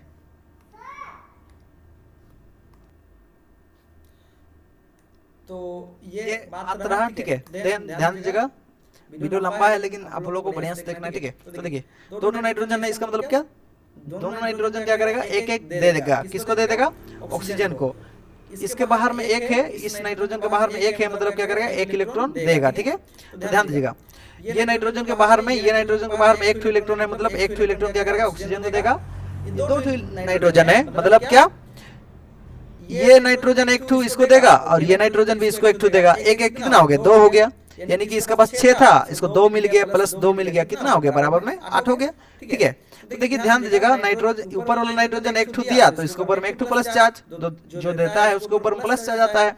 नीचे वाला 1 दे दिया ऑक्सीजन को, तो इसके ऊपर में क्या गया, माइनस चार्ज। और देखिए ऑक्सीजन क्या कर रहा है, 1 और 1 कितना लिया, 2 लिया, इस कारण से ऑक्सीजन के ऊपर में 2 माइनस आ गया। समझा, जो लेता है उसके ऊपर में माइनस साइन। ठीक है, तो इस प्रकार से क्या होता है, N कितना 2 है, 2 है, Na कितना 2 है, 2, तो इसलिए 1 Na लिख देंगे और उसके ऊपर प्लस लिख देंगे। ठीक है, समझ रहा है, Na2। और ऑक्सीजन कितना 2 ले रहा है, 2 ले रहा है, इसलिए क्या कर देंगे, 2 माइनस लिख देंगे। समझना है? चलिए बात करेंगे, ध्यान दीजिएगा। ये तो समझ में आ गया किस प्रकार से लेन देन होता है आयनिक आबंध में। कोई एक देता है, कोई एक क्या करता है, इलेक्ट्रॉन देता है, दूसरा कोई क्या करता है, लेता है। ठीक है, इस प्रकार का जो आबंध बनाता है कोई परमाणु या फिर तत्व हो, तो उस प्रकार का जो आबंध होता है उसको क्या बोलते हैं, आयनिक आबंध। कोई एक देता है। ठीक है, दोनों के द्वारा लेन देन नहीं होता है, कोई एक के द्वारा दिया जाता है। ठीक है, आगे बात करेंगे आयनिक यौगिक के गुण धर्म। यहाँ पे आयनिक यौगिक के गुण धर्म भी बोला है, तो आयनिक यौगिक का क्या गुण धर्म होता है, क्या गुण होता है, उसके बारे में देखेंगे। ये लास्ट सवाल है, अब बाकी बात जितना छूट गया है इसको नेक्स्ट वीडियो यानी कि पार्ट 2 में किया जाएगा। ठीक है, ध्यान दीजिए। तो आयनिक यौगिक के गुणधर्म क्या है, आयनिक आबंध से जुड़े यौगिक कठोर होते हैं। यानी कि जो भी आयनिक यौगिक से आयनिक आबंध से जुड़ा होता है वैसा वाला जो यौगिक होता है क्या होता है, बहुत ही कठोर होता है। ठीक है, यौगिक का मतलब क्या, वैसा तत्व का, ध्यान दीजिएगा, वैसा तत्व जो 2 या 2 से अधिक तत्व मिलके क्या होता है, एक साथ जुड़े रहता है, उसको क्या बोलते हैं, यौगिक। तो देखिए यहाँ पे 1 से अधिक तत्व जुड़ा हुआ है, तो मतलब इसको क्या बोलेंगे, यौगिक। तो जो भी आयनिक आबंध से जुड़े रहता है वैसा यौगिक क्या होता है, बहुत ही कठोर होता है। ठीक है, समझ आ रहा है? चलिए आगे नेक्स्ट देखते हैं, सुनिए। इस प्रकार के यौगिक का गलनक और क्वथनक अधिक होता है। जो गलनक होता है और क्वथनक होता है वो बहुत ही अधिक होता है। इस प्रकार का गलनक का मतलब पिघल जाना और क्वथनक का मतलब क्या, जैसे कि जल में परिवर्तित हो जाना, इस प्रकार का बहुत ही अधिक होता है। तापमान बहुत ही अधिक होता है। ठीक है, चलिए आगे बात करेंगे। नेक्स्ट है आयनिक यौगिक जल में घुलनशील होते हैं। यानी कि जो भी आयनिक यौगिक होता है, यानी आयनिक आबंध से जुड़ा हुआ जो यौगिक होता है, आयनिक आबंध से जो जुड़ा हुआ यौगिक होता है वो क्या होता है, जल में घुलनशील होता है, यानी जल में घुलता है। ठीक है, नेक्स्ट बात है आयनिक यौगिक पेट्रोल और केरोसिन, पेट्रोल और केरोसिन में अघुलनशील होता है। क्या होता है, घुलनशील होता है। यानी पेट्रोल और डीजल में क्या होता है, घुलता नहीं है। कौन, आयनिक यौगिक से जुड़ा हुआ जो भी यौगिक होता है वो मतलब आपका केरोसिन या पेट्रोल में नहीं घुलता है। ठीक है, अघुलनशील रहता है। चलिए थैंक यू। और जो भी बचा हुआ है आपका, इससे आगे भी कुछ 2-3 क्वेश्चन है, उसको नेक्स्ट वीडियो में लेते हैं क्योंकि बहुत ही लंबा हो जा रहा है वीडियो। ठीक है, अब ध्यान दीजिएगा, समझिएगा, पढ़िएगा और शेयर जरूर कीजिएगा और सब्सक्राइब भी करके जरूर जाइएगा। ठीक है, थैंक यू वीडियो देखने के लिए।